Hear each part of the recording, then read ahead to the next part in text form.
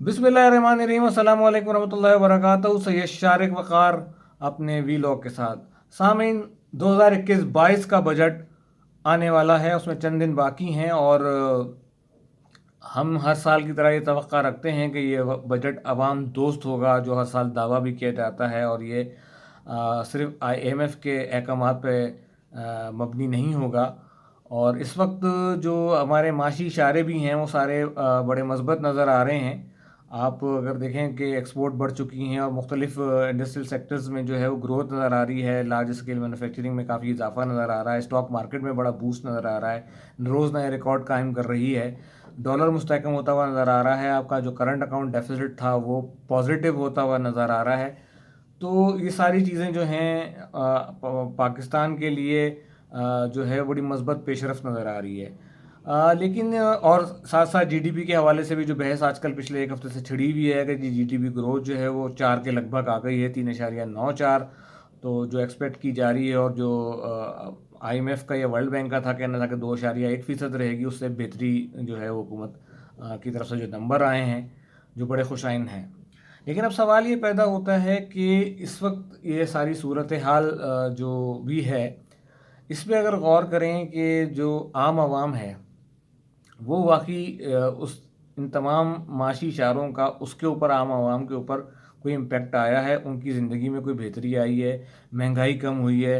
कुछ चीज़ों में यकीनी तौर पे अप एंड डाउन आता है, लेकिन जो बेसिक्स हैं आटा चीनी और घी, ये सब जो हैं वो आसमान से बातें करते हुए नज़र आ रहे हैं। इसकी एक दलील ये भी दी जाती है कि इंटरनेशनली जो है वो फूड इन्फ्लेशन बहुत हुआ है, कीमतें बढ़ी हैं। तो पाकिस्तान में भी इसका इम्पैक्ट है शायद।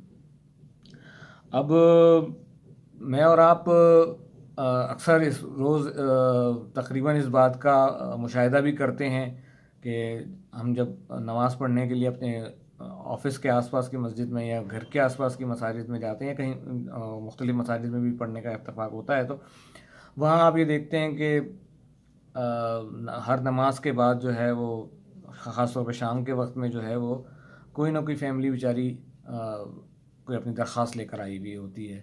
ये कौन लोग हैं, ये कहाँ से आ रहे हैं, हमें इनके मसाइल पे भी तवज्जो देनी चाहिए कि ये वाकई किस बात का शिकार है, या जो भी हुकूमत की तरफ से एहसास प्रोग्राम या जो इतनी सारी जो हमारी वेलफेयर ट्रस्ट जो हैं वो काम कर रहे हैं, क्या वो इन इन तक पहुंच नहीं पा रहे हैं, इनको इमदाद नहीं मिल रही है। क्योंकि आप अक्सर ये देख रहे हैं, किसी को किराए का मसला है, किसी को जॉब का क्राइसिस आया हुआ, ये तमाम मसाइल जो हैं वो अक्सर लोग तो यही बातें करते हुए नज़र आते हैं कि जी रोज़गार नहीं है और घर का किराया देना है, और ये तमाम इश्यूज़ हैं जिसकी वजह से वो बेचारे अपनी फैमिलीज़ के साथ, अपने ख़वातीन के साथ जो हैं वो मस्जिदों के आगे आ गए हैं बेचारे।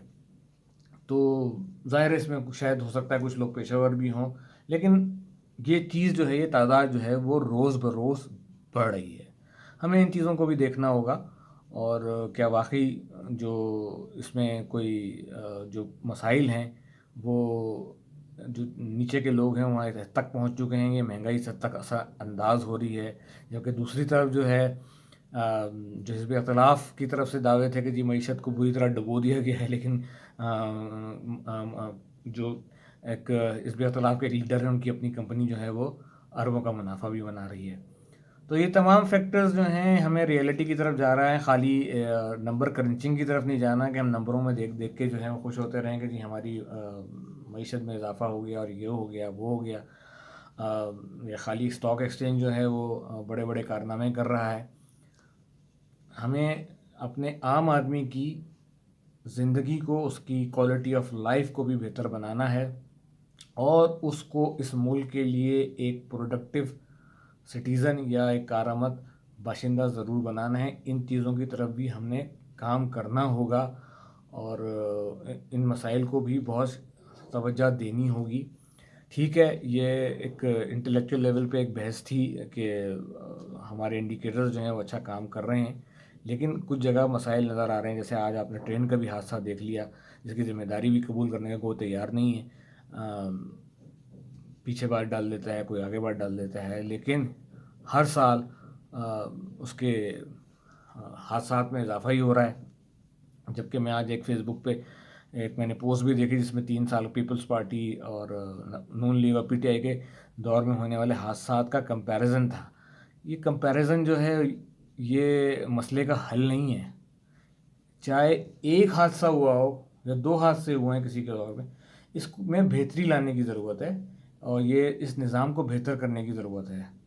ہم دنیا بھر میں کتنی ایڈوانس ٹیکنالوجیز موجود ہیں، ہم آج تک وہی جو ہمیں ورثے میں انگریزوں سے ٹرین کی پٹریاں ملی ہیں اسی پہ چلتے چلا رہے ہیں. اب چاہے اس کے کوئی بھی ریزنز ہوں، جو چاہے پولیٹیکل ریزنز ہوں یا کوئی بھی ریزن ہو ان حادثوں کی، لیکن ہمیں ان تمام چیزوں پہ توجہ دینی پڑے گی تاکہ ہمارے ملک میں استحکام بھی پیدا ہو، معاشی استحکام بھی پیدا ہو اور لوگوں کو امن و سکون ہو. کیونکہ ایک جان بھی ضائع ہوتی ہے وہ بھی بہت قیمتی ہے سر، وہ بھی بہت قیمتی ہے. اپنا بہت سا خیال رکھیے گا. جزاک اللہ خیر.